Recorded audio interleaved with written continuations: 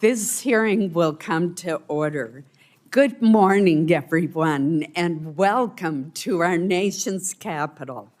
I am so pleased to convene this biennial hearing in conjunction with the Breakthrough T1D 2025 Children's Congress.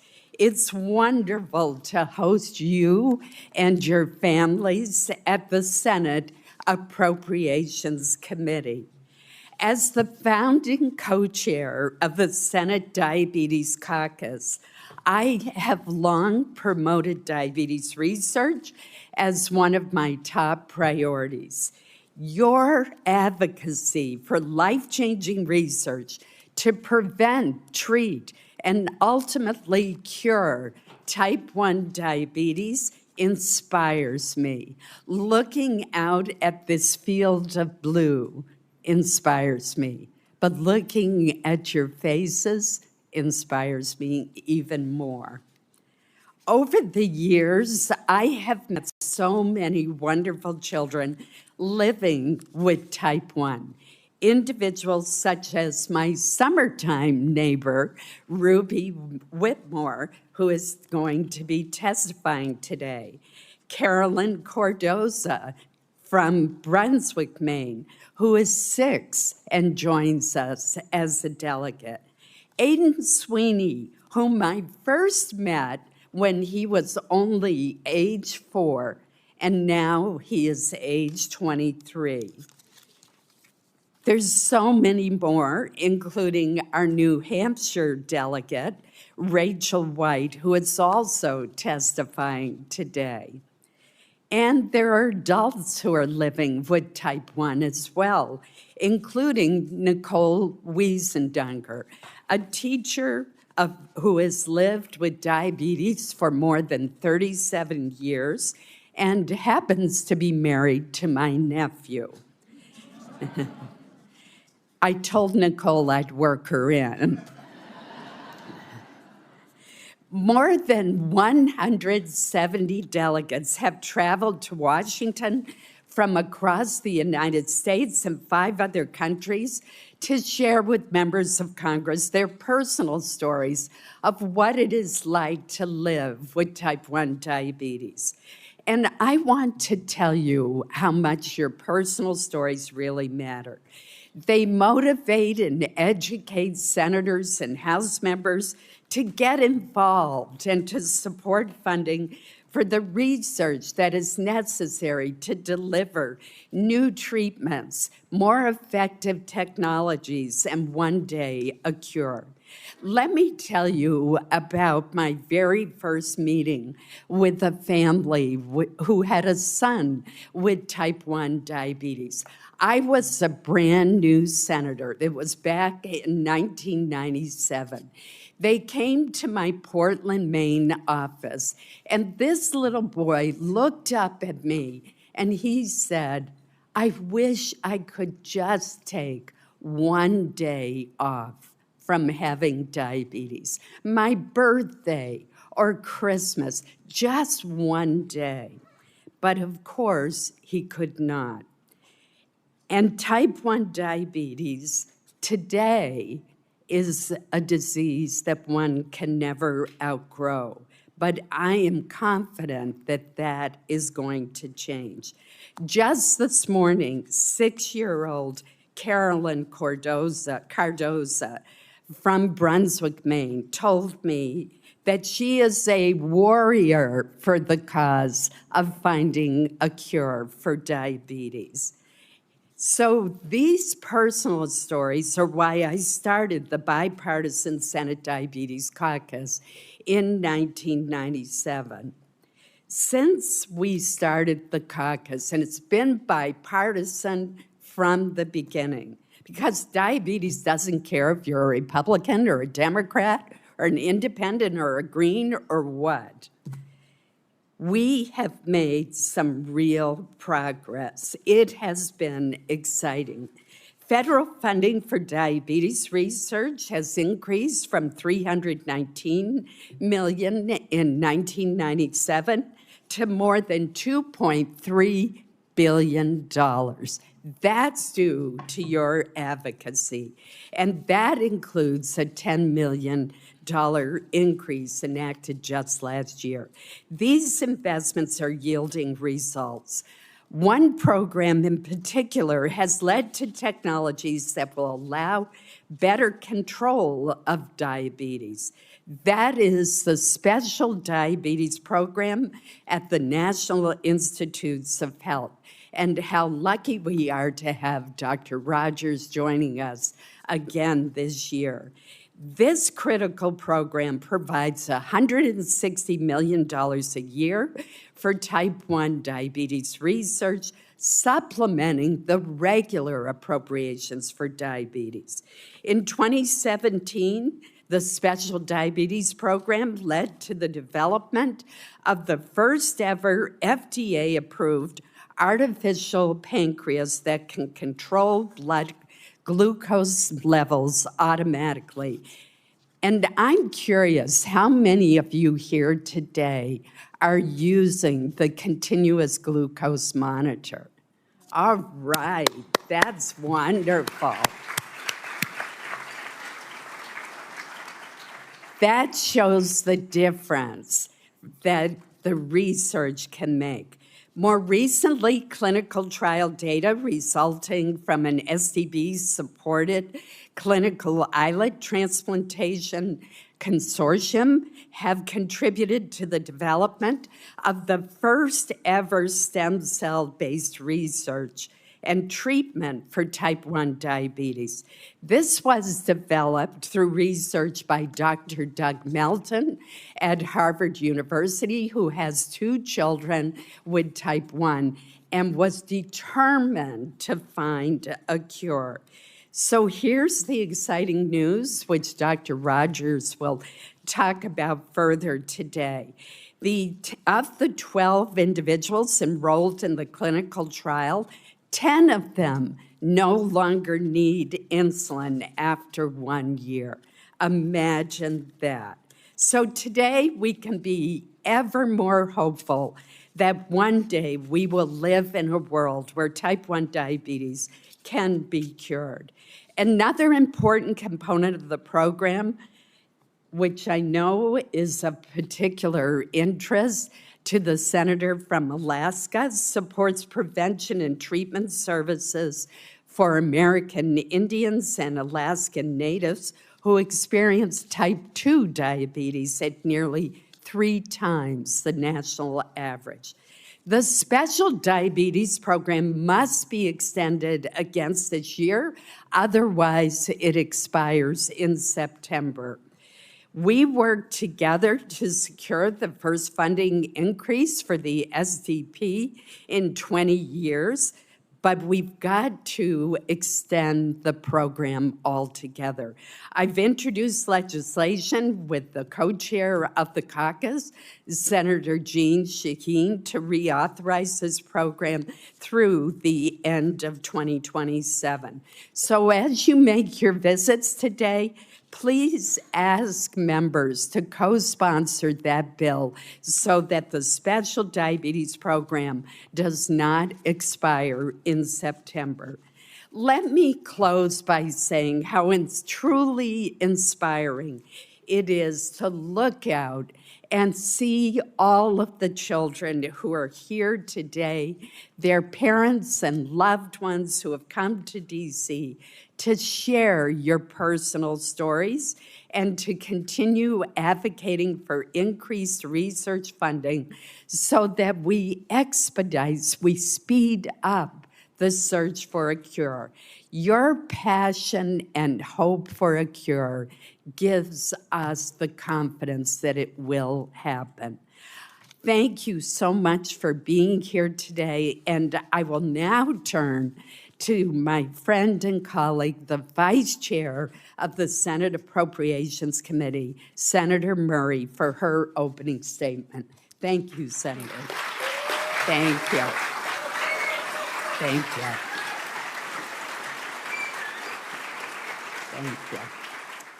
Thank you very much, Madam Chairman. And just a point of personal privilege before I speak about this topic, I do want to acknowledge the tragedy in Texas, and our thoughts are with the families who lost loved ones, and we thank all of our first responders who rushed into danger. I know that all of us here are ready to help Texas recover and rebuild, and I say that on behalf of all of us here in this committee. And with that, thank you again, Chair Collins, for again convening this really important, impressive hearing to talk about the NIH Special Diabetes Program's critical work that supports life-changing research for millions of people who are living with type 1 diabetes, and in particular to hear from all the kids and young adults who are living with type 1 diabetes who came all the way here today to talk about why this program matters.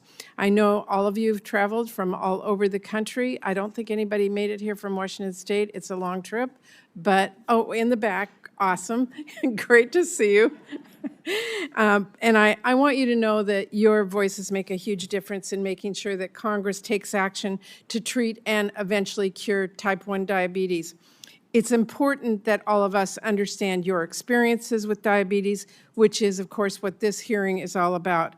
And, of course, it is important that we improve our understanding of this disease itself, which is what the NIH Special Diabetes Program is all about. This program has a great history of accomplishment, getting new artificial pancreatic devices to market, bringing us new medication to delay type 1 diagnosis, and improving care for patients with serious complications, and more breakthroughs that we all know are just around the corner.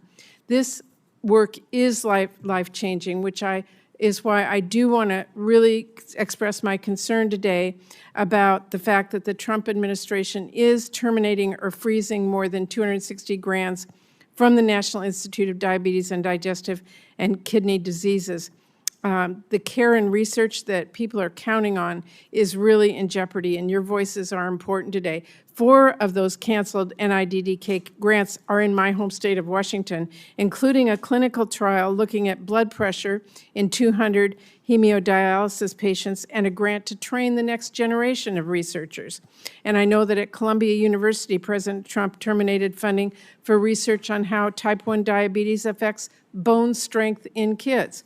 I don't think anyone here needs us to explain why that's so important. We need to strengthen bones and avoid fractures so everyone can run and play and compete in sport and live life to its fullest.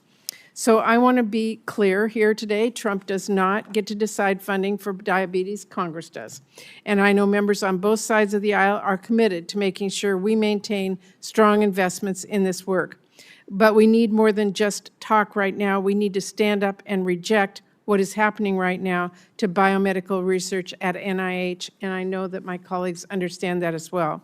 So again, I really want to thank all of you for being here today, because when it comes to defending this research, when it comes to pushing back against these kinds of cuts and funding freezes that we're seeing, the most effective tool we have is our voices, like the advocates in this room. The strongest way all of you can push back is by speaking out, just like you're doing today, sharing your stories, which are so important, and make sure everyone knows what is at stake.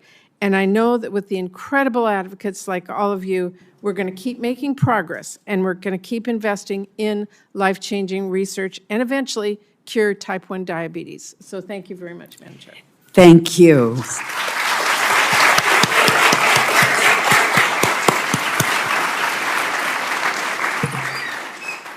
I mentioned that Senator Shaheen from New Hampshire has been my longtime co-chair of the Senate Diabetes Caucus. We work together as a team with many of our colleagues who you see here today. She is delayed because of a session in the Senate Armed Services Committee. She will be joining us later, but she's asked that I quickly read a brief opening statement before we turn to our witnesses. This is from Senator Shaheen. I want to extend a warm welcome to all of the witnesses and the more than 170 advocates who have traveled to Congress today to participate in this year's Children's Congress. Your tireless advocacy for yourself, your families, your friends, and to everyone living with type 1 diabetes, including my own granddaughter, is truly inspiring. While I regret that I cannot be with you in person, I do want to take a moment to recognize Rachel White from Northampton, New Hampshire, not far from Maine, who, she didn't write that part, I added that part, who you will be hearing from shortly. Rachel's story is one that has deeply moved me. As a teenager, she balances a demanding academic schedule, collegiate level athletics, and dedicated advocacy work, all the while managing the daily challenges of type 1. She will share what that means in her own words, but let me say from my family's experience, it requires extraordinary discipline, strength, and resilience. To my colleagues, I urge you to listen closely to these advocates. Their stories are powerful reminders of the urgency of our work. We must do more to support people living with diabetes, starting with increased federal investment in research through the NIH and the Special Diabetes Program. Thanks to these programs, we stand on the brink of a cure. This is the moment to deepen our commitment to these advocates, not to abandon it. We must also finally pass comprehensive legislation to make insulin affordable for every American, namely our bipartisan Insulin Act I have co-authored in previous Congresses with Senator Collins. Thank you again for sharing your stories and for being here today. I wish you all a meaningful and memorable Children's Congress. Thank you, Senator Shaheen. Thank you.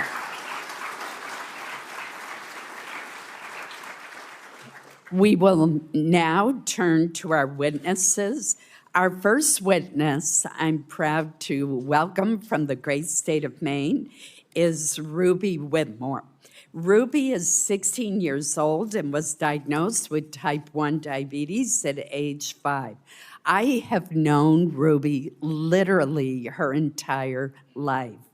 She is a rising junior and plans to major in biochemistry in college with the goal of working in the emergency medical field of trauma surgery. Ruby, thank you so much for making the journey down from Maine to be with us today. Our next witness, as I mentioned, is going to be Rachel White from Northampton, New Hampshire. Rachel is also 16 years old and was diagnosed with type 1 at age 11. She is a nationally ranked tennis player who aspires to play tennis at the collegiate level. Rachel, thank you for being here today to share your story. After Rachel's testimony, we will hear from Katie Bone. Katie was diagnosed with type 1 at age 11. Today, she is a professional rock climber, and her passion for climbing led her to local Ninja Warrior competitions. She made her debut on American Ninja Warrior TV show, becoming the youngest champion in the American Ninja Warrior Women's Championship history. She's now working hard to qualify for the Olympics. Katie, thank you for being here today. Finally, we are delighted to welcome Dr. Griff Rogers. Dr. Rogers is the director, this is a mouthful, of the National Institute of Diabetes and Digestive and Kidney Diseases, or NIDDK, at the National Institutes of Health. Dr. Rogers has led this institute since 2007, and he's here today to talk about the research advances made thanks to federal funding for diabetes research and the Special Diabetes Program. Dr. Rogers, I want to thank you most sincerely for coming back every single one of the children's congresses that I have chaired since you have been head of the Institute. You've been here to update us on the developments. I thank you for your dedication to this cause. Thank you all for joining us. With that, we are now going to start with Ruby's testimony. Thank you, Ruby. Good morning, Chairwoman Collins, Senator Shaheen, Ranking Member Murray, and members of the committee. My name is Ruby Whitmore, and I'm a 16-year-old student from Old Town, Maine. I'm honored to speak with you today, not just as someone living with type 1 diabetes, but as a student, an athlete, a volunteer, and someone who dreams of becoming a surgeon. Diabetes runs in my family, so it wasn't a total surprise when one summer my parents noticed the signs and took me straight to the doctor. I was just 5 years old. Now, more than 10 years later, I can say I've learned how to manage the disease, but it's also changed my life in ways that most people never see. Managing type 1 diabetes isn't something I ever get a break from. Even when everything is going well, it's always there, like an extra layer I have to think about that others don't. Playing sports makes it even more complicated.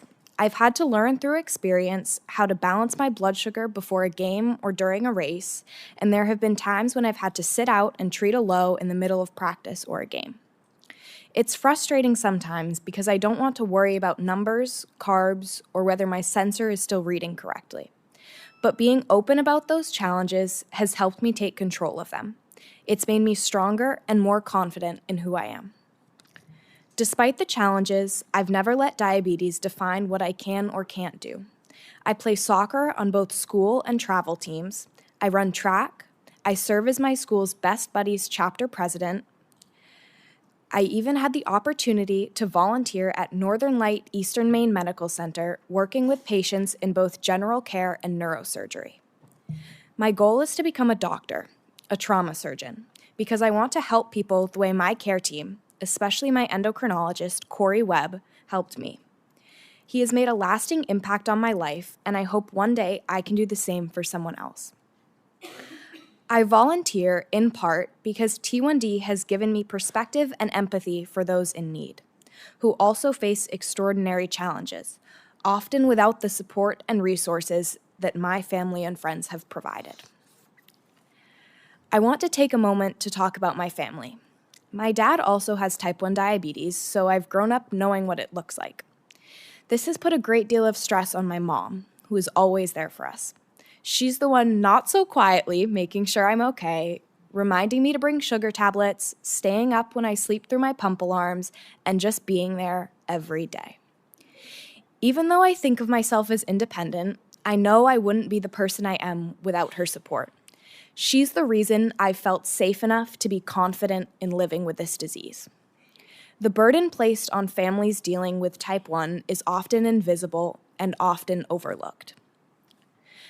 I've been lucky to have access to the latest diabetes technology, like continuous glucose monitors and advanced insulin pumps, which have made it possible for me to live a full, active life. Advancements like these have been made possible by the Special Diabetes Program. I want to thank you for the recent extension of the SDP because it supports groundbreaking research and brings us closer to better treatments, and one day, a cure. I never want a young girl to think she can't play sports because of her insulin pump. I never want a family to skip doses or ration supplies because of cost. Everyone living with type 1 diabetes deserves the chance to thrive. Your support makes that possible. Thank you for your time, and thank you for investing in a healthier, better future for people like me.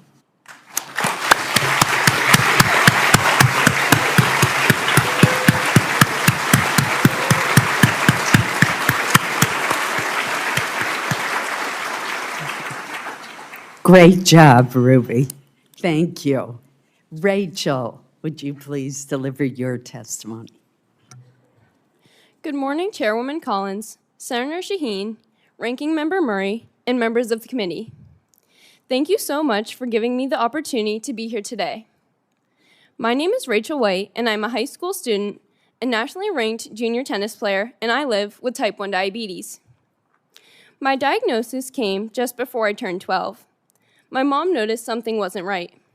I was eating and drinking water nonstop, but I was losing weight. I had just grown an inch, but I had also lost 5 pounds. I started waking up in the middle of the night to use the bathroom, which had never happened before. At the doctor's office, no one was immediately alarmed, but my mom insisted on blood work, and that's when everything changed. My blood sugar was over 600. My A1C was over 14. I had type 1 diabetes, and my life as I knew it was suddenly and completely different. At 11 years old, I had to learn how to manage a disease that has no cure and never takes a day off. That was the scary part.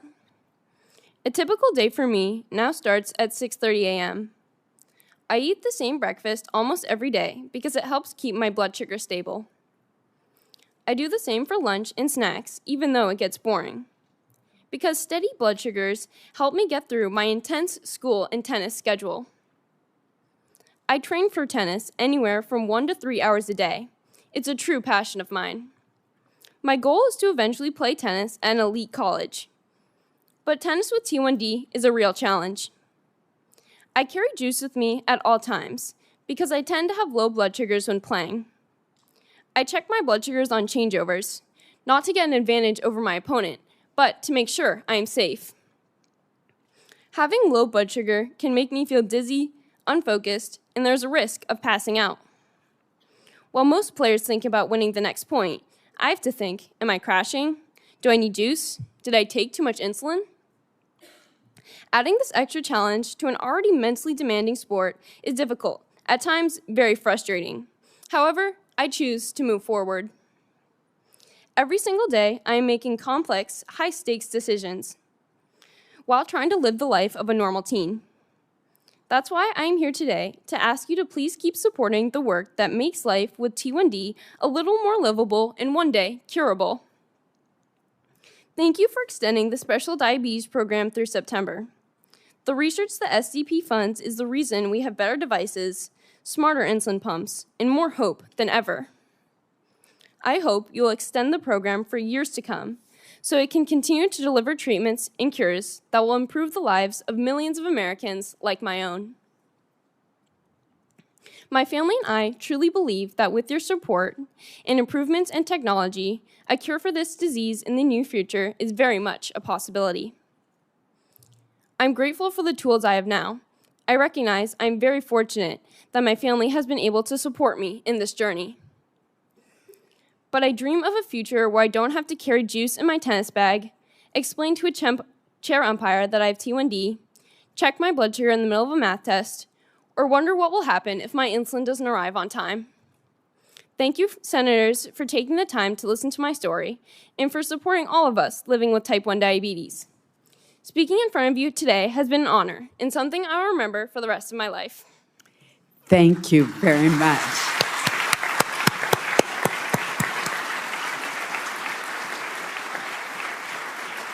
Great job. Katie. Good morning, Chairwoman Collins, Senator Shaheen, Ranking Member Murray, and members of the committee. Thank you for the opportunity to share my story. When I was diagnosed with T1D at age 11, my very first question to the doctor wasn't, why me? It was, can I still climb? Climbing has always been my passion, and I decided right away that T1D was not going to stop me from achieving my goals. That mindset has helped shape everything I've done since then. From earning a spot on the youth and elite U.S. climbing teams to becoming the youngest champion in American Ninja Warrior Women's Championship. I've learned how to compete at the highest level while managing my diabetes around the clock. But T1D is relentless and carries an enormous toll on my body and my mental health.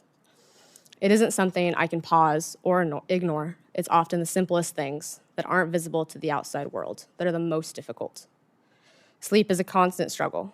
I consistently wake up to alarms or unexpected highs and lows, and when you're not sleeping well, you're not recovering well, and that directly affects my ability to train, perform, and stay healthy.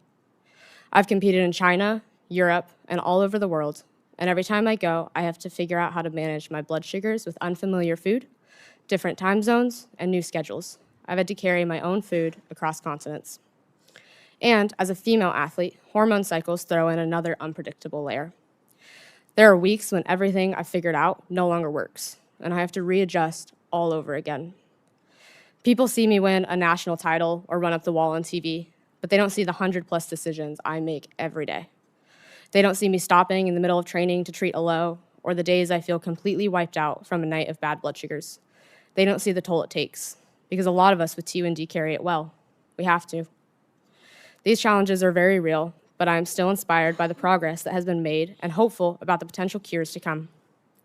Today, I wear a continuous glucose monitor on my arm. It gives me a blood sugar reading every 5 minutes and lets me see trends in real time on my phone. That technology means I don't have to stop climbing or competing just to poke my finger. I also use an insulin pump to stay in range during training, competitions, and even during overnight filming for American Ninja Warrior. The development of this technology did not happen by accident. It is a direct result of policymakers like you, who have funded the Special Diabetes Program. In fact, a new study finds that the SDP has led to at least $50 billion in federal healthcare savings. That's more than a 10-fold return on your investment. That's why I'm here to strongly urge Congress to renew the SDP. The program funds the science that makes T1D more manageable, and it brings us closer to cures. For millions of Americans with type 1 diabetes, the SDP means hope. It means the development of cell therapies that can replace insulin-producing beta cells. It means disease-modifying therapies aimed at preventing, slowing, halting, or even reversing T1D progression. This week at Breakthrough T1D's Children's Congress, I've had the opportunity to meet so many young people like Rachel and Ruby, who are also leading amazing lives because of research breakthroughs. We all imagine what our lives will be like when we have cures. I know we will get there thanks to you. Thank you again for hearing my story and being our champions. Thank you.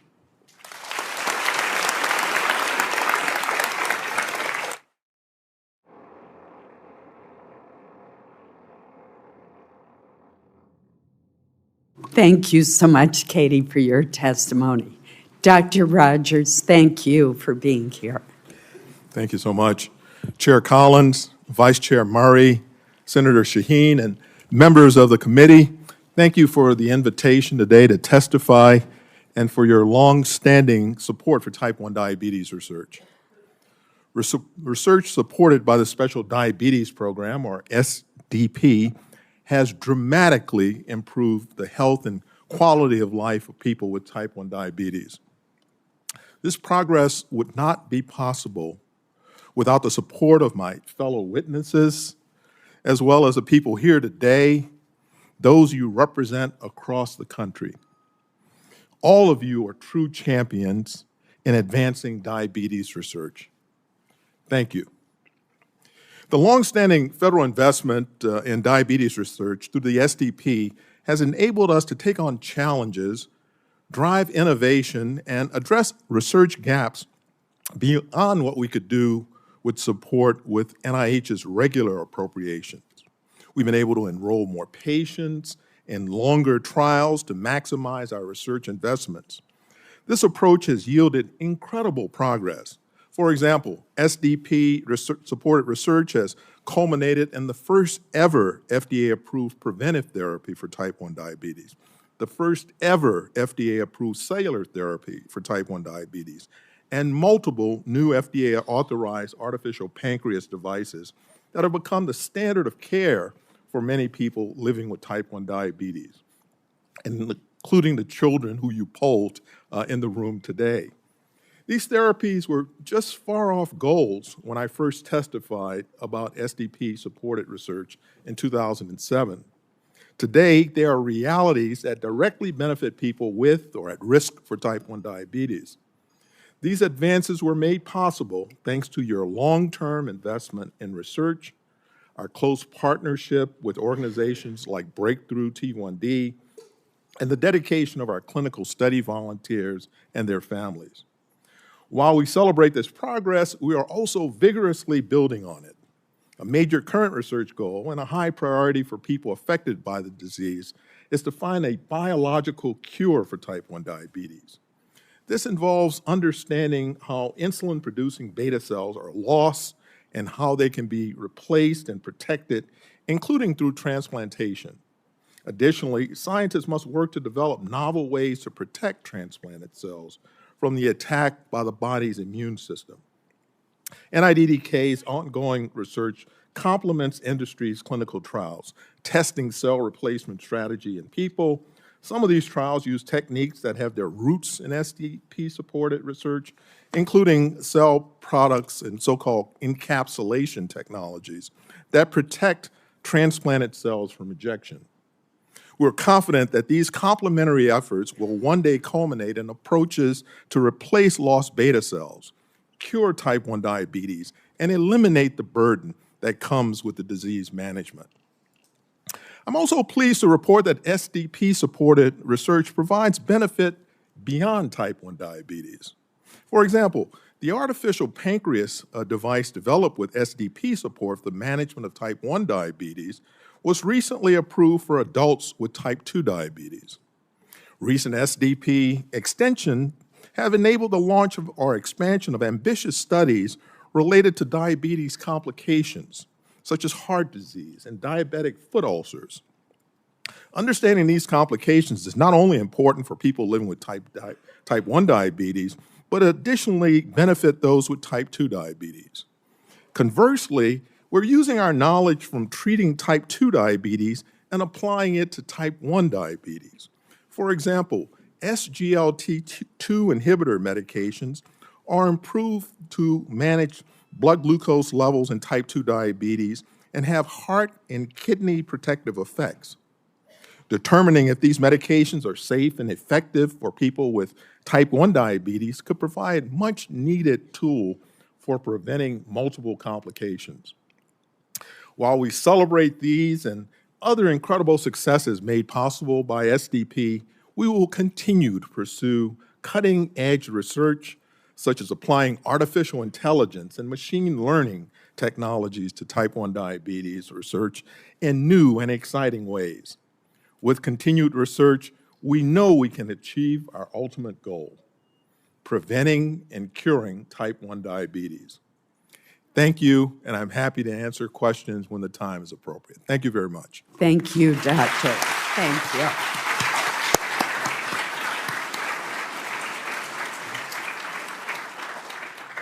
Ruby, I want to direct my first question to you.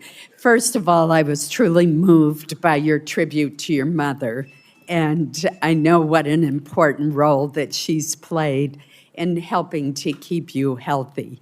Your family, unlike some others, has had a lot of experience with type 1 diabetes, including your dad. But a lot of your friends, your coaches, your teachers have had no experience with it. Could you talk to us a bit about how you educate your coaches, your teachers, your friends about your special needs? That's a really good question. Well, the first thing I think of, my soccer coach for school is actually type 1 diabetic. Really? So he always has stuff. But my other coaches, they're all very understanding, and I just tell them, I say, I'm diabetic and sometimes I need to take a break, and they just tell me, they're like, that's fine, just tell us. And I have a couple of my other coaches keep stuff in their bags now, just because I've told them. I think really you just have to tell people about it, because they're not going to know if you don't tell them. That's not something somebody ever thinks of. You don't see somebody sitting on the sideline and think, oh, they're diabetic, that must be why they're out. I think you just need to inform people. And yeah, my friends are really good about it too. Just telling people, yeah. Dr. Rogers, I was thinking of Ruby's family and others where there may be more than one member of the family with type 1 diabetes. You mentioned that one of the breakthroughs that we've had is the medication that can delay the onset for someone who is at risk. Could you explain that a bit more to us? With the support that we've received from SDP, actually we've developed a reclassification, if you would, of type 1 diabetes, realizing that it exists in people who are at genetic high risk. Some triggering event leads to their immune system to attack the beta cells, ultimately with the production of antibodies, but still at a level with normal blood sugars. But then that's ultimately followed by a period of the blood sugar being abnormal, and then ultimately to clinical type 1 diabetes. What the funds have been able to allow us to do is actually to look for therapies that could prevent the onset of clinical type 1 diabetes by treating them in earlier stages. Initially, when the blood sugar is not completely abnormal, but still high, and then an earlier stage when only there's a presence of these antibodies. And in fact, a number of years ago, following the work that was done in a consortium that we developed called TrialNet, a drug, teplizumab, was actually developed with this intended purpose. And it has shown for the first time that one can delay the onset of type 1 diabetes for at least 3 years in individuals who receive this therapy. 3 years may not seem like a lot, but imagine not having to inject insulin and manage the disease and the other issues. And we have on the drawing board in a pipeline in this TrialNet other medicines that we hope that might have that same effect, either alone or in combination. But teplizumab is the first FDA-approved therapy for that treatment. We have a lot of members here today, so rather than going on to the next question, I'm going to yield to Senator Murray. Thank you very much, and thank you. Really impressive to hear all of your stories. Doctor, let me just follow up quickly on that, because I heard Rachel say that as most people who are diagnosed are feeling severe symptoms before they're diagnosed. You're talking about early diagnosis. How are we educating doctors to look for that early? How are we making sure families get that information that they need to be tested? And how are we making sure that people can afford that? Well, in terms of the education of individuals with type 1 diabetes or those at risk, a number of groups, including the NIH, NIDDK, Breakthrough T1D, has done a yeoman's job of public education in this field. The professional societies, the American Diabetes Association, the Endocrine Society, and many others understand the work that we're doing and make sure that their physicians who are specialists in this area are well aware of it, both once it gets FDA approval, but even to enter patients into clinical trials to make sure that other advances become available.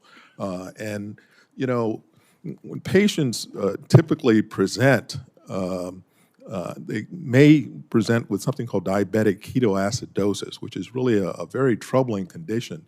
So if you know that you're at high risk and you enter in one of these particular trials, and you're able to get a early indication that this may be the path, entering someone in such a preventive trial could very likely prevent them from developing that very serious. I think one of the things is to make sure all parents and doctors and physicians and people who see young kids are giving them the information they need to get in early, so I appreciate that. Yes, thank you. Rachel, I mean, all of you are really impressive, and I really am impressed that you're athletes. I do have a niece who is type 1 diabetic, and she was told by a coach in high school that she couldn't play because she was diabetic. I'm certain other young people have heard the same thing. What's your advice to young people today to get past anybody who says you can't participate because of that? You seem to have accomplished that so well. Yeah, I mean, it's definitely way harder. There's many more factors you have to think about when you're being an athlete, and for me, I tend to go low because I'm always running around on the court. Tennis is very physical, and it's only you. So I would give advice to younger people that you can do anything you want, and not to let diabetes stop you from going to play soccer or going to play tennis or doing really anything you want, because diabetes definitely makes things more challenging, but there's nothing you can't do. Yeah. And you talked about invisible challenges, I think, Ruby. What are those invisible challenges, so we all know?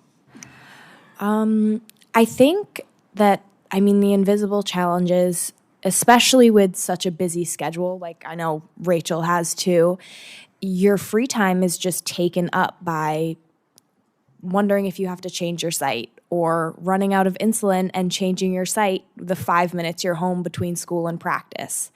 And just thinking about everything all the time, especially now. A lot of you guys are probably driving now too. Just thinking about your blood sugar before you get on the road, and thinking about how much time you're going to have before your practice or school if you're low and can't drive.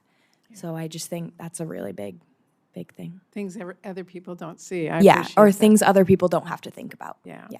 Katie, impressive. The youngest American Ninja Warrior. All of you guys can be Ninja Warriors. You're looking at one right now. It's great to hear your story and to see the challenges that you've overcome as well.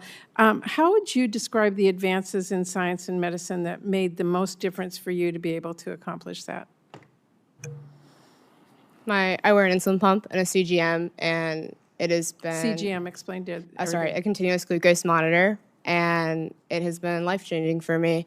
I'm able to go to the gym, and I don't have to poke every 10 minutes when I feel a little bit weird. In climbing competitions, we have to be in isolation because we can't see the climbs beforehand, and we are not allowed to have phones.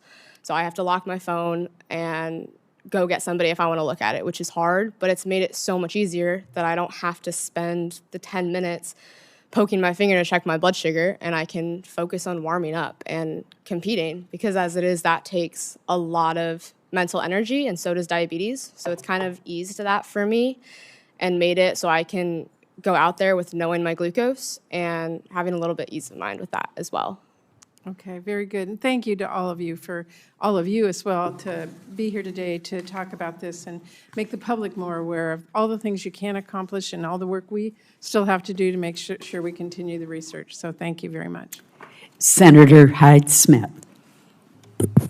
Thank you, Madam Chairman and Ranking Member Murray. And I tell you, Ruby, Rachel, Katie, y'all have been so impressive today, and you've really made an impact on me. All of you sitting here, these faces and the challenges that you live with, you are really, really incredible human beings, and I know you will continue to be incredible human beings. I wanted to recognize my breakthrough T1 delegates from Mississippi, T1D delegates. Where is Lindley and KJ from Mississippi? Are they in here? Okay, we have a meeting later with them. Maybe I'm not seeing them. But we do have a meeting later with them. But I just so appreciate your attitude and your courage. And moms and dads, buddy, hats are off. You are superstars, no doubt, in what you do every day. I wanted to address this to Rachel and Ruby. As we move closer to finding a cure to type 1 diabetes, which is the goal, April the 15th, President Trump signed an executive order addressing insulin and making it more affordable. And just so significant on all the research that he is supporting there. But what do you each look forward to the most when that day finally arrives, when we're looking at these TV screens and it says, we have a cure for type 1 diabetes? What do you look forward to the most? Personally, for me, tennis is a huge part of my life, so that would be the best part for me, because it's always hard having to check your blood sugar and making sure you're having enough juice in your tennis bag, or if you're going up from excitement before a match, or if you're nervous or anything. And just being able to not have that anymore. It'd be just such a relief for, and also not just for me, for people who can't afford insulin, who, some people who pass away from not being able to afford insulin, and that's very sad. And I think that once there is a cure, it'll save so many people's lives and just make the lives of millions of people way more easy. And Ruby, when you see that broadcast, that news flash, what do you think would be your celebratory moment?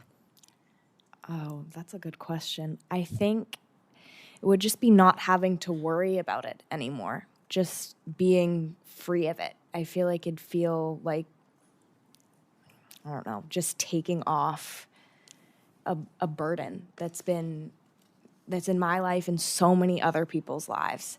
And I recognize that I'm very lucky to be able to be here, but also be here as a healthy diabetic who can afford insulin and who has supplies and who has resources and has a support system. But as Rachel said, many people don't. And I just hope that they would be able to get the cure as well. Great answers from both of you. Dr. Rogers, I'm going to turn to you now. How can we improve the early detection of the disease to ensure those who are eligible for the drug can receive treatment to delay its onset? How are we addressing that and identifying those folks? Thank you, Senator. We are involved in a number of studies, of course. People who have a first-degree relative with type 1 diabetes, of course, as you've heard, some of the panelists are themselves at risk. But there is a large number of individuals, for example, who do not have any family members who develop these symptoms that you heard, and unfortunately sometimes end up in the emergency room with diabetic ketoacidosis, and that's their first sign. So just continuing to educate the professional staff, people in the allied health fields about these critical complications or signs and symptoms early on. We've developed with the SDP support a fairly large network called TrialNet, in which we're able to screen not only individuals who are at high risk, but other patients who may have related autoimmune conditions who may also come in contact. And having them in these studies sometimes gives us a very early indication that they are at risk. But we really do have to continue our efforts, and I have to say our partner in Breakthrough T1D have really made this awareness campaign one of their vital challenges, and I think they've been equal to the challenge. They've been letting people be quite aware because there are things to do in terms of prevention today. Wow, what a great breakthrough. And I would just want to thank you for all you have done. Thank And you. my time is out, but I tell you, I want to be your cheerleader. I want to be your supporter, and everybody in this room that's dealing with this, you've got members of Congress that are in it with you. We don't know the anxiety that comes with this every day like you do, but we know what our job is, and our job is to find a cure, and we're not going to forget that. Thank you. Thank you.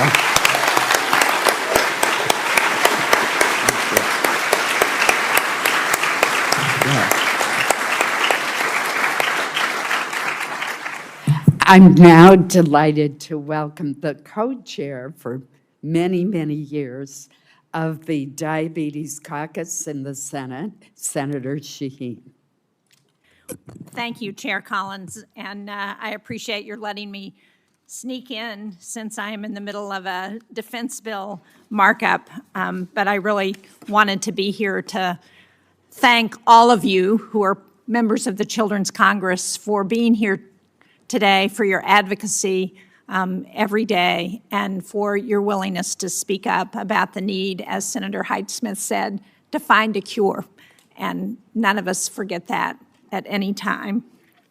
I have very much appreciated all of the work that the Diabetes Caucus has done over the years and the leadership from Senator Collins to provide additional funding and to improve treatments. And clearly we have more work to do. Thank you to Dr. Rogers and to all of the panelists for being here and for your testimony this morning. I'd like to begin with Rachel, since she's from New Hampshire, and ask what advice you would give to someone who's just been diagnosed with type 1. Yeah, I still remember the day I was diagnosed. I was 11 and I got taken out of school, and luckily I wasn't hospitalized, which was honestly kind of surprising because my blood sugar was very high. And I would just tell people who are diagnosed that I know it's very scary when you're first getting all this information about there's so many different factors, pricking your finger and giving yourself insulin and counting carbs. It can be very scary, but it definitely gets better the longer you go. And I remember the first week I can barely remember because it was just, I ate so much food and yeah. But I've been a diabetic for 4 years now, so I would say I'm definitely more educated, and I'm here today, so it's proof you can really do anything, even with this disease. Would either of the other witnesses like to comment on that question? Ruby? No, I think Rachel covered it. I think that's Great. That's pretty much what I was gonna say. Yeah. Katie, anything to add? She did a great job explaining it, but it is terrifying at first, and it is incredibly scary. And even for me, 8.5 years later, it is still hard, but I had to figure out how to make it work because I wanted so much with my life, and I still do. And I wouldn't necessarily change what happens to me because it has given me so many incredible opportunities, one of them being here. And a newly diagnosed person also has so many incredible opportunities and a bright future if they want that. So yeah, it's just not giving up and figuring out how to do it because it's hard, but you're still here and you can make an incredible life out of it. Thank you. Thank you to each of you. Excuse me. Dr. Rogers, I'm concerned that this administration has terminated or frozen more than 260 NIDDK grants in 29 states that total more than $120 million. In addition to these cuts, the proposed NIH budget would slash NIH funding and potentially gut NIDDK by combining it with other institutes. So can you speak to how important it is that we continue to fund diabetes research, including ongoing trials and prevention initiatives, and why that should be prioritized and protected from reductions? Well, Senator, we really, some of the major accomplishments that we've discussed today is one very good example of why your continued support for ongoing research in diabetes, in particular in type 1 diabetes, is so important. We're really on the cusp of some major breakthroughs, especially related to cellular therapies and finding a biological cure. We have studies that I've told this committee about before. TEDdy study, the environmental determinants of diabetes of the youth. What is it that triggers the autoimmune disease? We required studying some 425,000 at-risk kids to enroll 6,000 from the age of birth to 15 years. And I'm happy to report that the very last patient turns 15 this year. And so we're already on the cusp of understanding what some of these triggers are. And that's the kind of work that we have to roll up our sleeves and really continue, because that's where the cures will manifest themselves. And so I couldn't give you a better explanation of why this support has been so important, and ongoing support will be especially important. Well, that's an excellent explanation. Thank you very much for the great work that NIDDK continues to do. And thank you to all of the delegates from the Children's Congress for being here. Thank you, Senator Shaheen.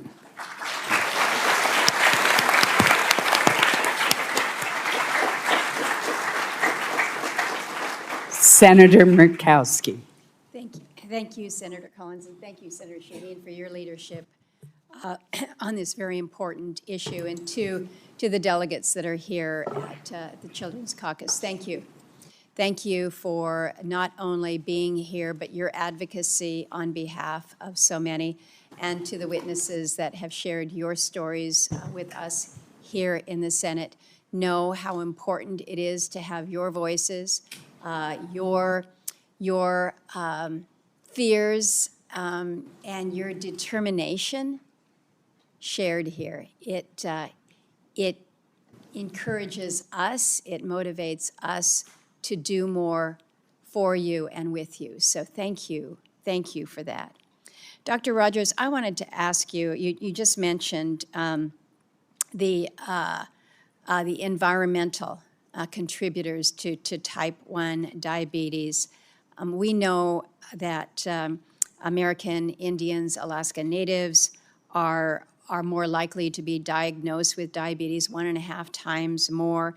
Senator Collins has mentioned the special diabetes programs for Indians. It's really quite remarkable, the gains that we have seen with that focus.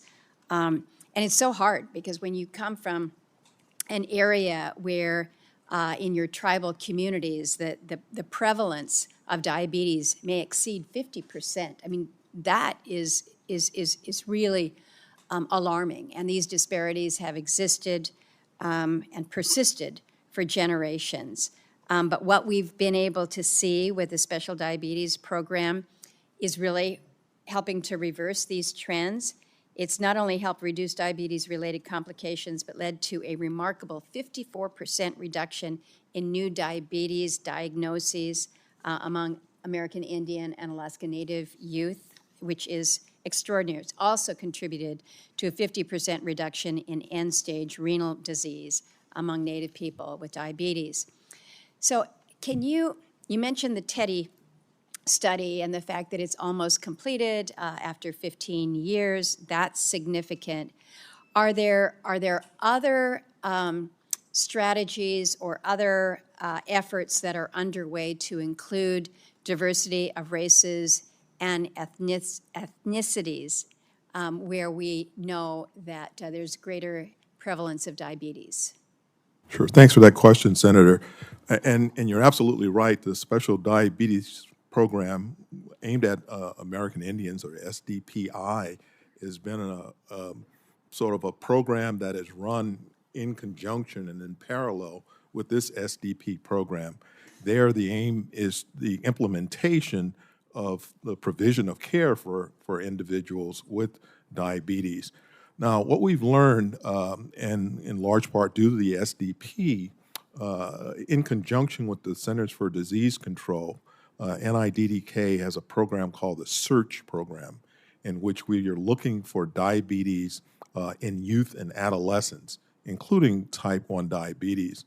But something very remarkable, you mentioned the high prevalence of diabetes among American Indians and Alaska Natives. But there's been an increasing incidence of type 2 diabetes in youth and adolescents that has been uncovered by that SDP-supported search study.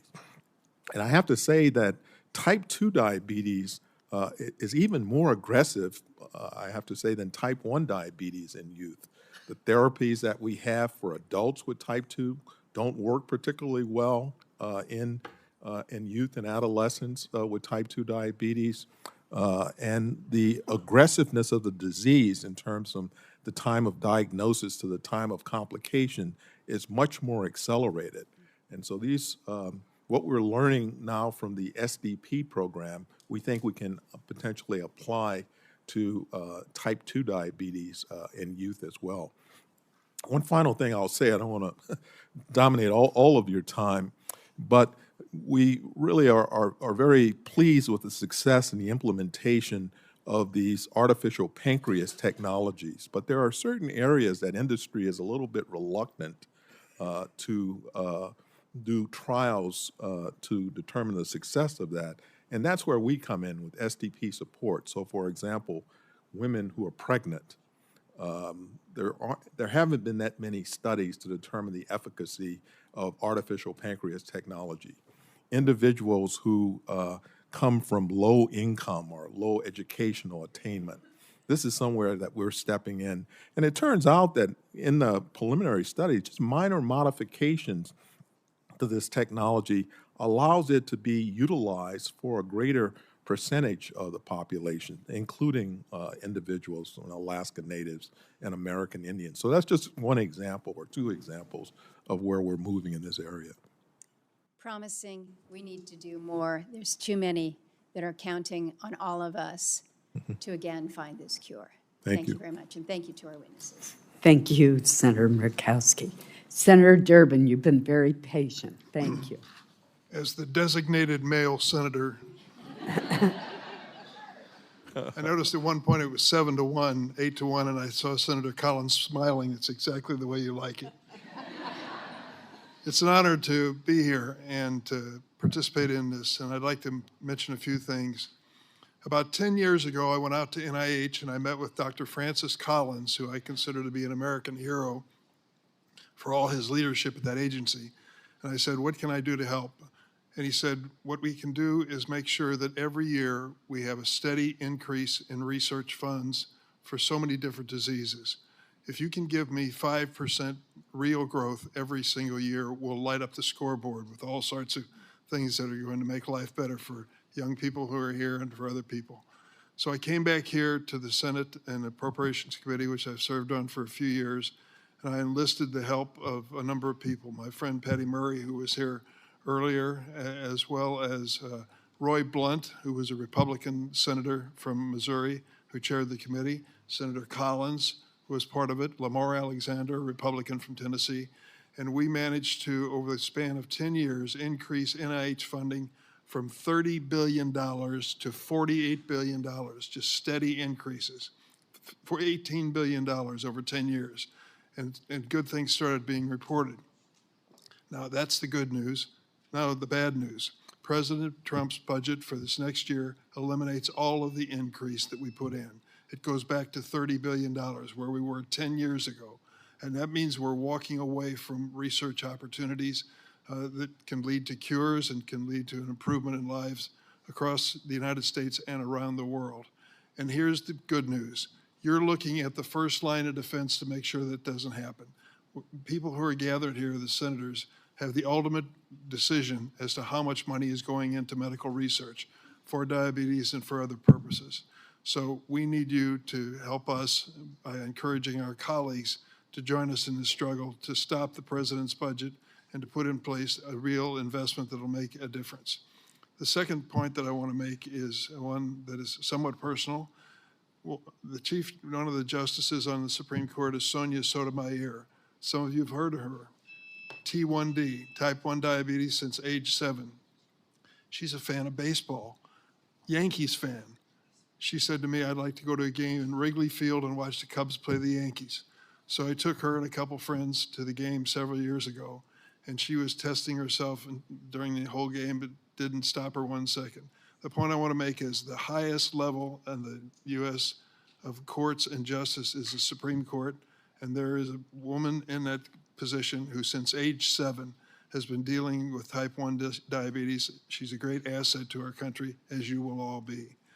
The last point I want to make that I think is very important is that we've had an impact already. Decisions have been made in terms of funding agencies. And Dr. Rogers, can you tell me how many NIDDK employees have left because they were fired, placed on administrative leave, or accepted a buyout since the beginning of this year? Thank you, Senator, for the question, and thanks for what you said prior to that direct question about the role of the Senate in terms of the budget. We appreciate those increases, and as my boss, Dr. Bhattacharya, mentioned at this hearing, the president's budget does recognize a cut, but this is really the beginning, as he said, of a close negotiation and discussion with members on the final budget. With respect to the number of workforce, some of the reductions were intended to centralize some of NIH's administrative function. I can't give you a precise number because retirements continue, but we're doing the best with the numbers that we have to try to make sure we're as efficient as possible, getting funding out to our investigators, and making sure that the success that we've made so far don't take a back step. Can you tell me how many NIDDK grants have been suspended or terminated this year? Well, in terms of overall terminations, I really, again, can't comment on the specifics of that because, as you're aware, some of these terminations are currently involved in appeals and litigation. I'd have to get back with you on that, but I think, you know, and in fact, some of these efforts are government-wide, so they are well beyond what NIH can control. Doctor, I don't want to put you on the spot. You're a friend and an ally, and we've worked together over many years. So I'm going to set this line of questioning. But to the audience, I want to make it clear. There have been dramatic cuts made in grants, some related to type 1 diabetes, and there have been termination of people working in this agency who have critical expertise for the future. If we're going to stop this, we've got to stand together, both political parties, and say that's the end of it. Research is part of making America great. Thank you very much.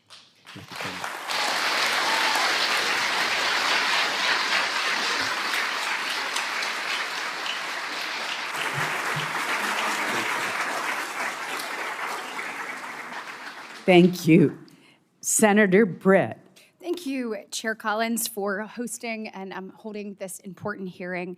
And thank you to all of you for being here, being a part of it, lifting your voice, telling your story, and working to make change.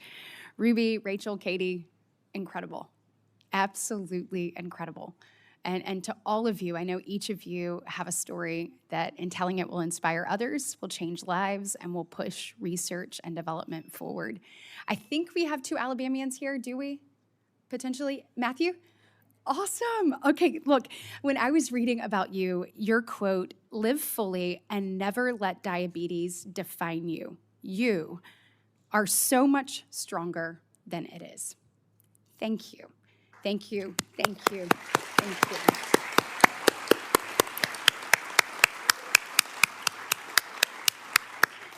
And is Meg here by chance? Oh, I heard you just got your back handspring. Amazing. How old are you? 9? That is incredible. I'm not sure that I could do one at 9. I mean, amazing. Thank you so much for being here, for lifting your voice, for making sure that all of those with T1D and Alabama are heard and seen and across the nation. You two inspire me and all others, and I really appreciate you being here. I want to thank the researchers. Dr. Rogers, you'll have done an incredible job. When you were in front of this committee back in 2023, we had a really good exchange, and you shared with me that Alabama has one of the highest rates of gestational diabetes in the country.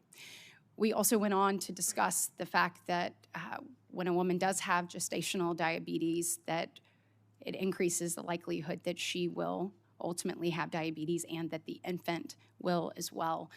My question to you is, what are we doing? How is NIDDK supporting research on how best to manage diabetes during pregnancy and to ensure that the health of mothers and children are at the forefront of this research? Thank you, Senator Britt. As you or some may be aware, current practice in obstetrics and gynecology is to do an oral glucose tolerance test, usually in the 3rd trimester of pregnancy, to determine whether a woman has diabetes, gestational diabetes. And we know, as you just indicated, that having diabetes, gestational diabetes, puts that mother as well as the child that she's carrying at risk of subsequently developing diabetes in the future. Treatment at that level may be too late because the period of time of which dysglycemia or high levels of glucose have occurred may be present a month, 2 months, 3 months earlier.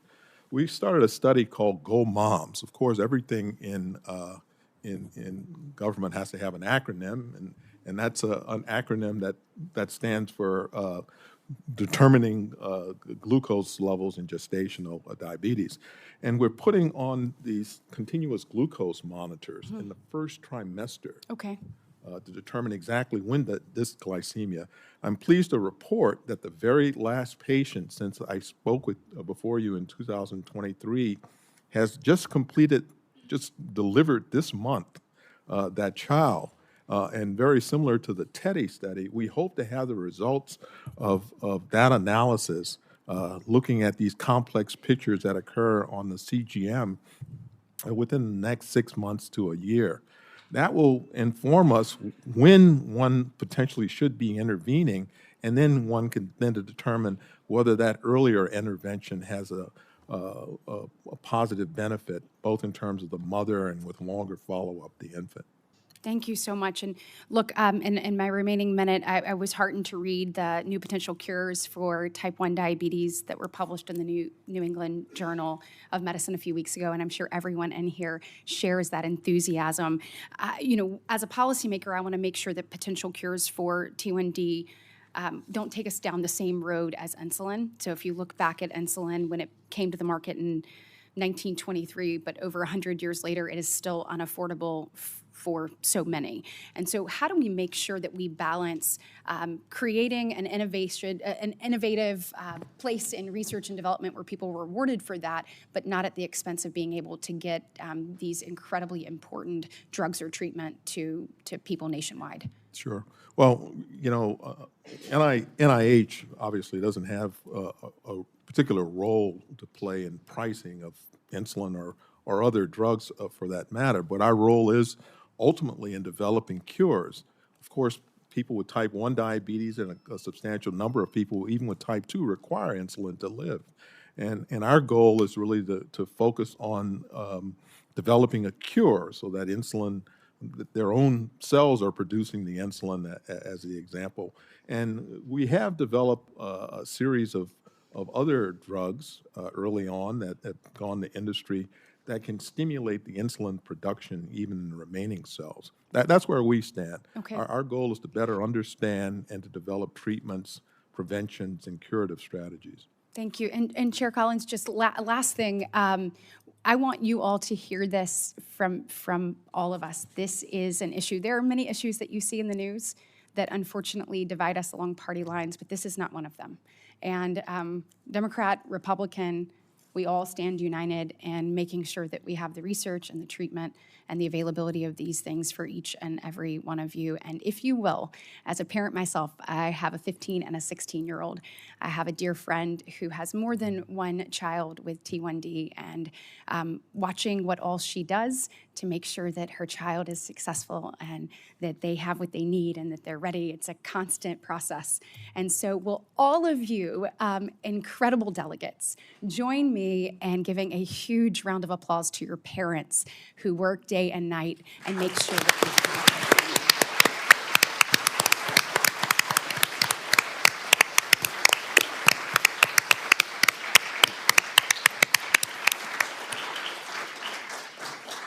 Thank you.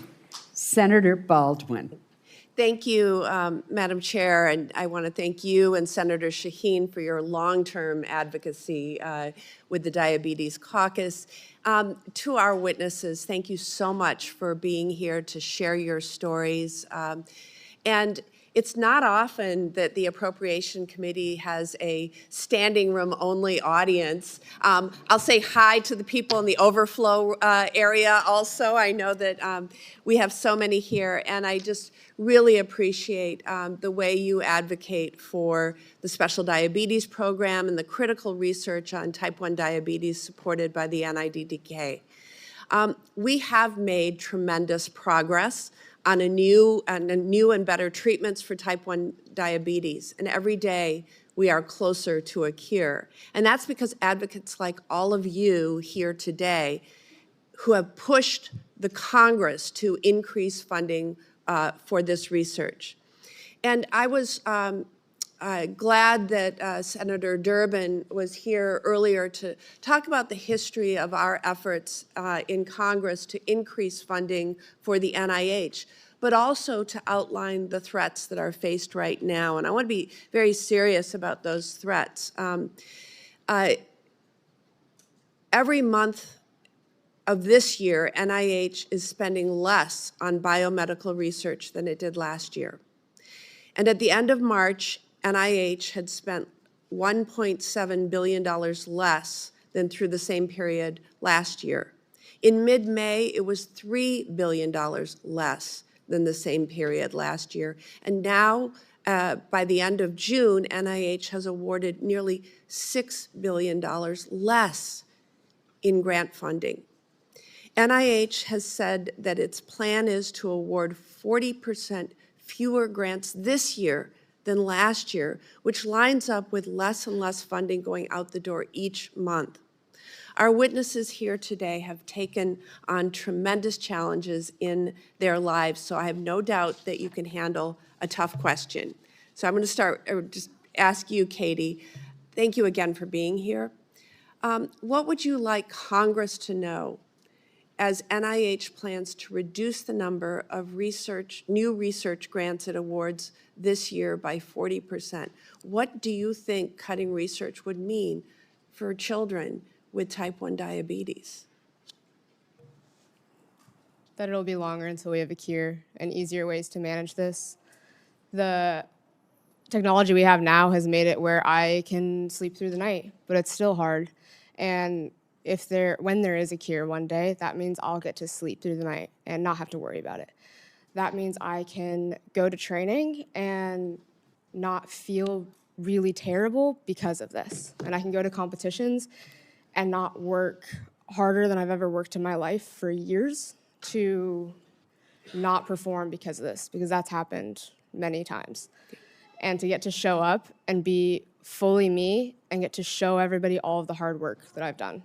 So it means getting to live a even fuller life than I am now and getting to achieve the goals that I have, and just my everyday being a little less hard.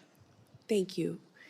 Dr. Rogers, at a hearing last month with Dr. Bhattacharya, I pointed out a major change the administration has made to the way NIH is now proposing to fund grants by forward funding half of them in the first year. This scheme would dramatically reduce the number of grants NIH is able to fund by the thousands across the institute. NIH can do this unilaterally, effectively making billions more in cuts to research unless Congress steps in. It's why I've been raising the alarm now for months about delayed NIH funding, as I just described, because NIH is either going to not spend funds that Congress has appropriated or rush funding out the door through this new and haphazard scheme of forward funding that will result in devastating cuts to research funding this year and next year. So Dr. Rogers, how will diabetes research be affected if NIDDK awards 40% fewer grants this year than last year? And what will that mean for patients with type 1 diabetes who are anxiously waiting for a cure? Well, Senator, thank you for your question. We are doing our best to spend all of the money that Congress has provided to us. And I would note that the budget for the special diabetes program is extended in the President's budget. Dr. Bhattacharya, I have to say, is committed to ensuring that the U.S. remains the global leader in research. And as he pointed out when he testified to this committee, really the efforts that are underway in terms of the discussions that are ongoing with Congress to try to make adjustments and come up with final decisions is something that is going to take, ongoing effort. And I really applaud him for what he's doing. Obviously, more funds allows for us to do more, which is why the special diabetes program has been so effective. It's apart from our normal appropriations.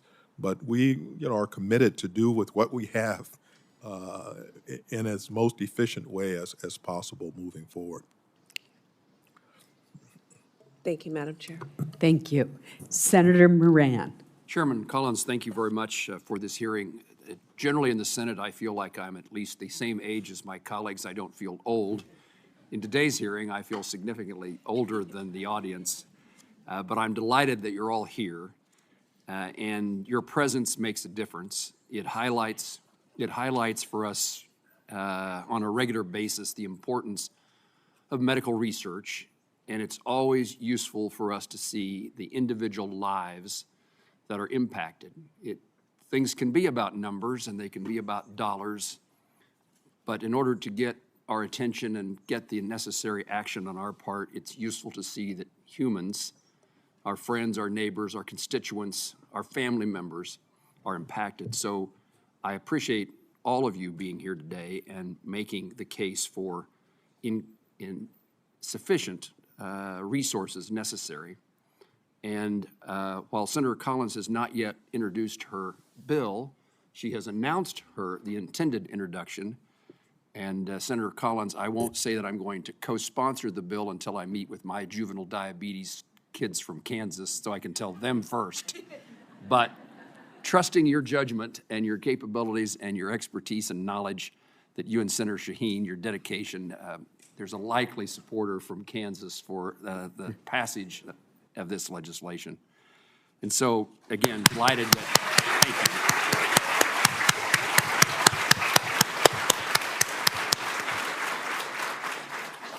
There are many things about working in the United States Senate, being a member of Congress, that bring challenges to them. This is one of them, but this is the circumstance in which most of us, if not all of us, get significant reward when we see the opportunities we have to make a difference in people's lives. And I've said numerous times when we've debated and discussed funding and support for NIH, the business that we're in, and it's the same business we're in this morning, is to provide hope.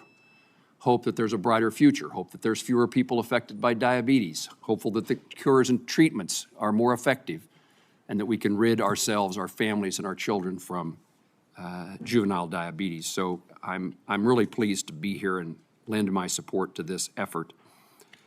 Dr. Rogers, you've been an expert, provided your expertise. I thank you for your public service and commitment to finding cures and treatments. And tell me, if you would, you've been here since 2007.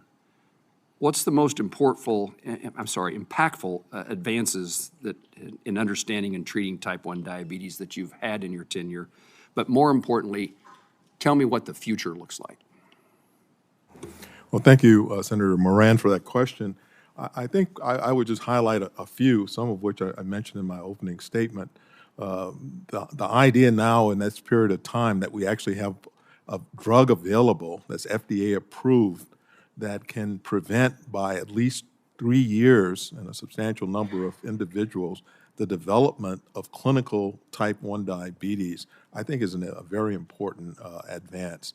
One that we hope to replicate because we have, on the drawing board or in the pipeline, a series of other drugs that be used either alone or in combination that might yield equivalent or perhaps even better results.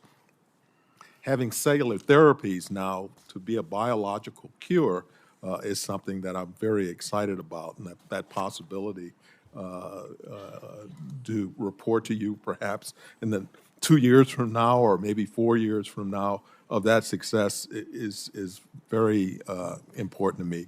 This TEDdy study that involved following these 8,000 kids, we have 5 million samples that the kids and their parents have generously provided to us. It's already giving us, ideas. We know, for example, even before we do the final analysis, we have been able to detect proteins in the serum of kids who are at high risk that may determine or predict several months in advance the likelihood that a kid will develop clinical. So to get these kids into preventive studies is very important. And sort of moving forward, thinking about using your own pluripotent stem cells to get them encapsulated. We're working with chemical engineers to develop a way to expand and to get these cells so that the antibodies don't get in to attack it as it did in the first place, but to get the insulin out. That's really extremely exciting. We're taking a page from the oncology and the immunologist field. They're using something that you may have heard of, CAR T cells, and applying that technology as a way to prevent the ongoing autoimmune disease, potentially in individuals with type 1 diabetes, from attacking either their existing cells or potentially transplanted cells. That's something that I really look forward to reporting to you in the upcoming meetings. But I'm very excited about these results. And I have to say, again, with a lot of thanks and appreciation for the Special Diabetes Program, because this would not be possible at all without your ongoing support. Thank you. I usually hear CAR T cells in regard to cancer research and cures, and it's nice to know that the potential opportunity that exists here, because we've seen such significant outcomes, improvement in outcomes in cancer. Thank you. Doctor, thank you. Thank you very much, Senator Moran. Senator Van Hollen. Thank you, Chair Collins, and it's great to see all of you. Thank you for convening this hearing. Great to see the Children's Congress delegates filling this room. Dr. Rogers, thank you also for your leadership. And I received letters from two Marylanders who are part of the Children's Congress. One is from Garrett Cohn, who I look forward to meeting later today, who said, and I'm quoting, "I was diagnosed with T1D when I was 2. I rely on an insulin pump and continuous glucose monitor to keep my blood sugar in range. I must monitor them all the time." Then I also received a letter from Andrew Manitos, who said that the day after my 7th birthday, I found out I had type 1 diabetes. Having type 1 diabetes is not easy. I have many sleepless nights. I have to miss class, sports, and even have to go to the hospital if my blood sugar goes too low or high. But even with type 1 diabetes, I don't slow down.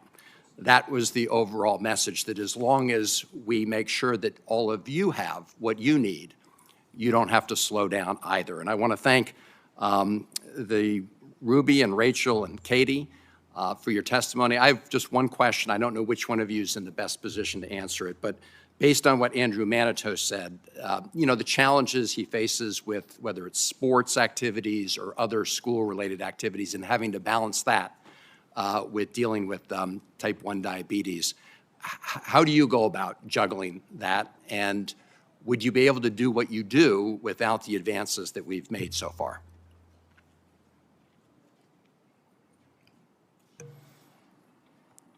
I mean, it's incredibly hard every single day to get up and deal with it. And without the advances that we've had, it would be significantly harder.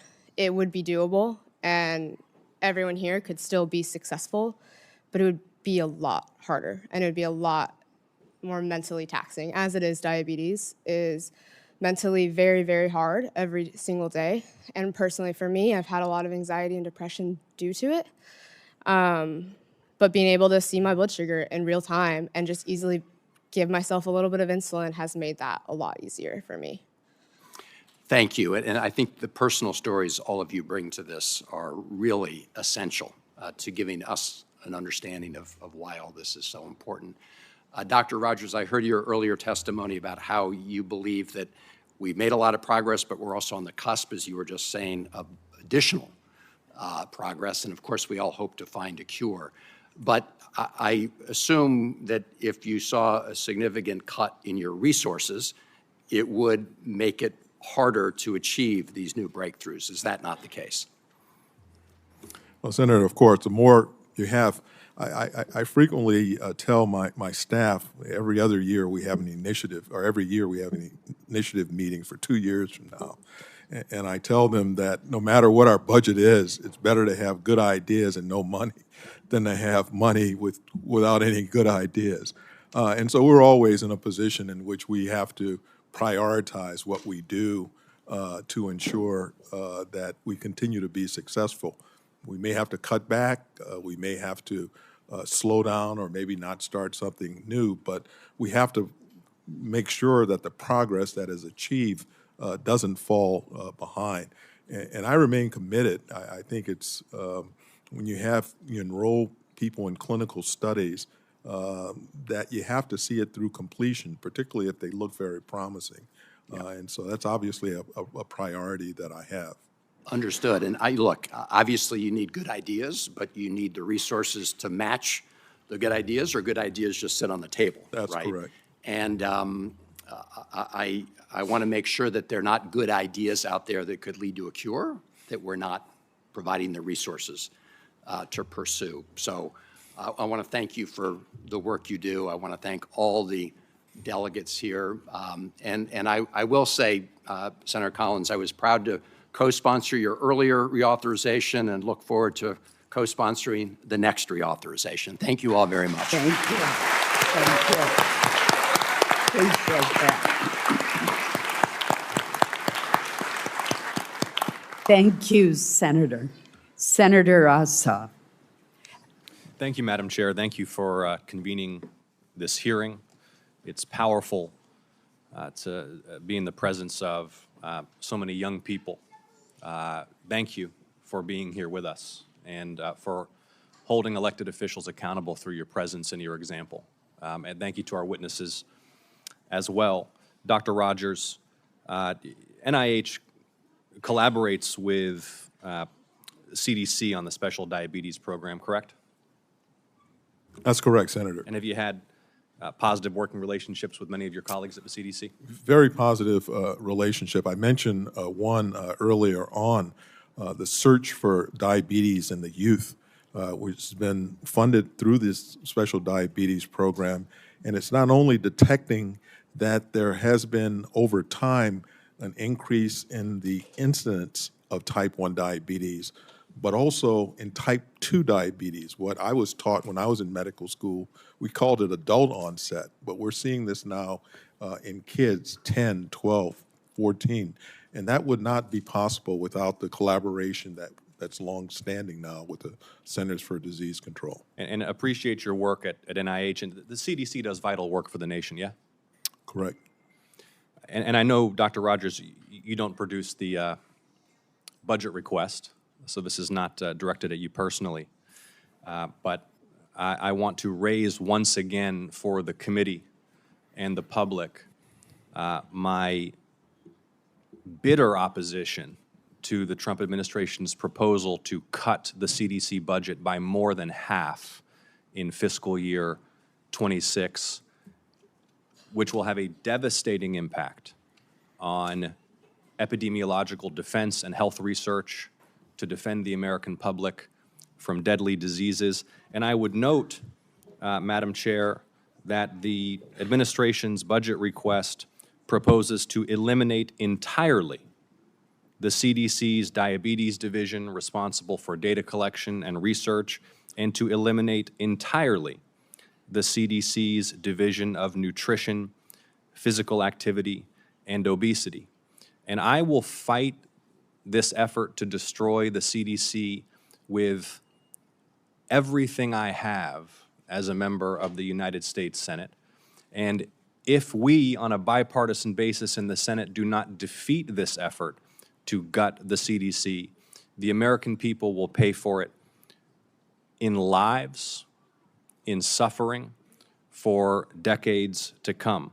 And I want to thank you again, Dr. Rogers, for your work at the NIH, and respectfully request your assurance that any information that the committee may need in order to better understand your activities and also your collaboration with the CDC and the vital role that the CDC plays in defending the nation, you'll provide to the best of your ability to this committee. Do I have that assurance? You have it, Senator. Thank you, Dr. Rogers. I want to ask you also about ensuring that diverse communities across the United States have access to information and treatment. I note with concern that of course, diabetes impacts every community in the United States.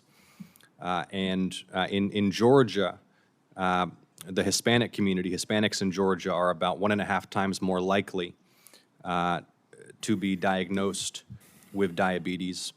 There was a project at the University of Georgia, an NIH grant had been awarded to help develop new tools with language access, bilingual and multilingual tools to help improve the Hispanic community's access to information about diabetes, about staying on top of insulin and blood sugar levels and treatment, as well as to be able to diagnose diabetes earlier. Can you speak broadly, please, Dr. Rogers, to the importance of ensuring that diagnostic tools and treatment information are widely accessible to diverse communities across the United States?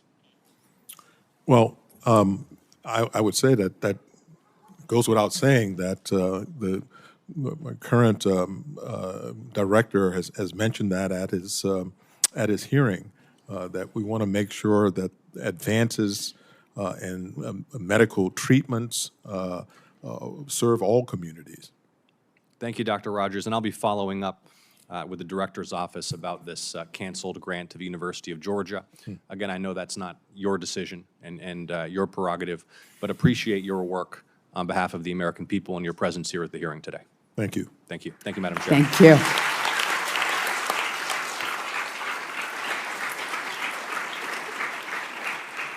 I'm delighted to call on my friend and colleague, Senator Hoeven. I would note that there's a roll call vote on, so I believe that Senator Hoeven will be our last questioner, and then we'll wrap up this great hearing. Thank you. Thank you, Madam Chair. And I noticed that you're perfectly color coordinated with our Children's Congress. That's on purpose. I knew it. I knew it.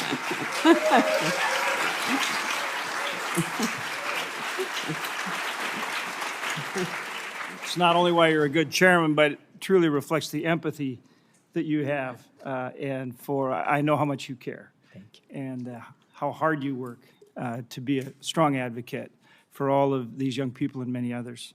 I do want to acknowledge right off the bat that Nina Kritzenberger from Hillsboro, North Dakota, I think is here somewhere.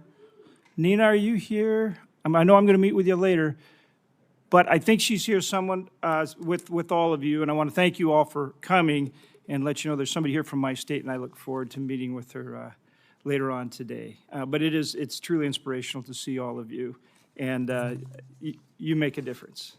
You make a difference. Good for you. Ruby, I'd like to start with you speaking out. Just tell me, what are some of the biggest challenges that you face that you wish more people, and particularly we as lawmakers, understood when it comes to type 1 diabetes? I think just how hard it is to have to think about it all the time. I know this has been said a couple times, but you don't get a break from it, ever. And as Katie said, even when you're sleeping, you don't get a break from it. It might go away for a couple hours when you're asleep, but then as soon as it beeps, it wakes you back up and it starts all over again. I just want people to know that it affects so many people, not just the people here, but their families and the millions of other people who also have type 1 diabetes. I understand. Rachel, your story helps understand, you've got a demanding academic schedule, participating in athletics, all those kind of things. So tell us tell us about your support systems, both at home and in school. And I think that's something that is informative not only for us as policymakers, but for others in the room. What are the support systems, both home and school, that have really helped you accomplish all the things that you're doing? Yeah, I'm very grateful to have my mom and dad right back here, and they're very helpful, especially with changing my pods and my continuous glucose monitors. I have it right here on my arm, and they're very helpful with helping me managing it and reminding me if I'm going low or going high, and especially I'm a high-level tennis player, and especially during a tennis match when I can't always be looking at my number when I'm in the middle of a match, and my mom especially, she helps me by making sure I know when to have juice if I'm going low or giving me insulin, and I'm very grateful to have them. They're awesome parents. My daughter played tennis, and she didn't have diabetes, but she played tennis, and her mom was her biggest supporter and advocate. And she always, when in those tough matches, she would always say, bear down, bear down. And I don't know if my daughter liked it, but I think it worked. Does your mom have a certain saying or anything to encourage you? I don't know if she has a certain saying, but she's definitely always in my corner cheering. Even in the not-so-great moments or when I'm not playing my best, she's always in my corner, always cheering me on and always supporting me. Yep. That's awesome. That's awesome. And then, you know, speaking of athletics, obviously, Katie, I mean, amazing, you know, what you can do. I always kind of wanted to be a ninja warrior, but fell woefully short. So I really admire you. You know, what would you say to, obviously, you've shown and are showing that anybody can accomplish whatever they truly set their mind to do. How would you advise people to be successful, to have the kind of determination and grit it takes to accomplish whatever they want? I mean, what would be the advice that you would give them? To never give up. If it's something that you really want to do, like, it's not necessarily going to be easy, but it is going to be worth it. My sports as it is, like, outside of diabetes, getting to the point that I've gotten has been very hard. I'd be up at 5 a.m., I'd go to strength and conditioning, I would go to school, and then I'd be at the gym for 6 hours and get home and still have to do school and try and recover and go to bed. And then on top of that, I still have diabetes. So it has taken so much work and years to get to the point that I'm at. And for diabetes, everybody here, and I've gotten a lot of comments about this, that I make it look easy, and it's not. So it's okay to struggle, and it's okay to feel the emotions and to feel not okay, but that it is worth it, and getting to your goals and what you have always dreamed of doing is worth it. And for me, I've wanted to go to the Olympics since I was 3 years old, and that is something that I have never stopped reaching for, even though there's been more bumps in the road than anybody will ever know. So I think you summed that up so well, and I think for anyone listening, the work ethic and what goes into achieving, what goes into winning. I love football, and the Chicago Bears were, a long time ago, really good, and they had a coach by the name of Mike Ditka. And he said there's a lot more to winning than just wanting to. You've summed up perfectly all the hard work. For sure. People see the trophies and the goals and the records, but they don't see the amount of tears and hard work that it takes to get to that point and what I've had to do to get to that point. So yeah, to never give up, because if it's what you want, it's very worth it. Right on. I don't think anybody could have said it better or demonstrated it better. Thanks so much. Thanks to all of you. Thanks for being here. Yeah. Thank you. Thank you, Senator. I want to end this hearing on a very hopeful note. And really, Katie summed it up best when she said, never give up. I want to assure you that we are your champions, and we will never give up until there's a cure.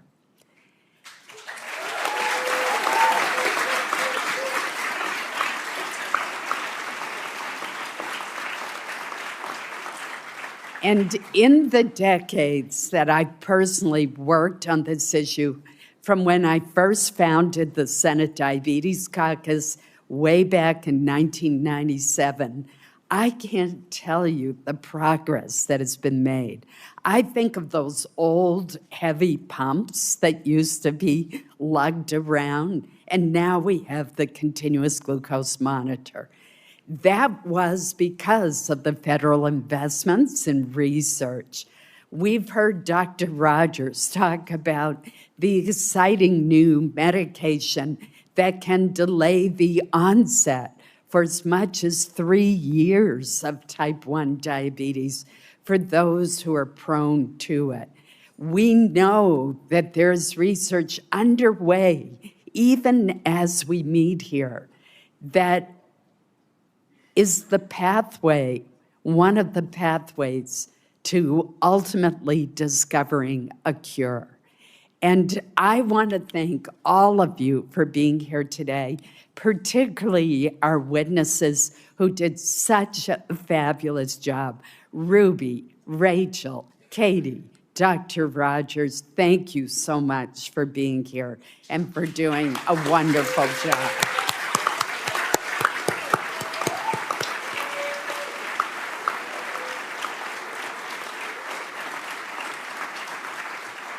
So our hearing record will remain open until July 16th for any additional questions or materials that may be submitted. Let me just have my final statement be a thank you to all the delegates who are here. See the difference you made? I've already got more co-sponsors for a bill that I just put in with Senator Shaheen yesterday. So keep up the good work.